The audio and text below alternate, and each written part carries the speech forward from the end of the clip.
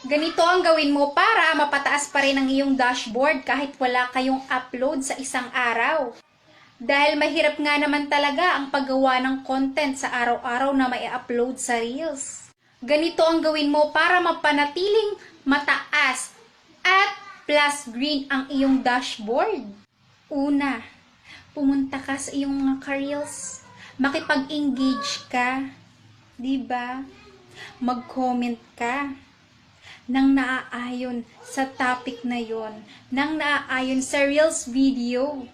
Kailangan mong gawin, tapusin yun para makapag-comment ka ng related doon sa video at mag-react ka na rin. And for sure, madadagdagan yung iyong performance, lalong-lalo na yung iyong engagement. Pangalawa mong dapat gawin, punta ka sa yung Reels video, yung video mo mismo.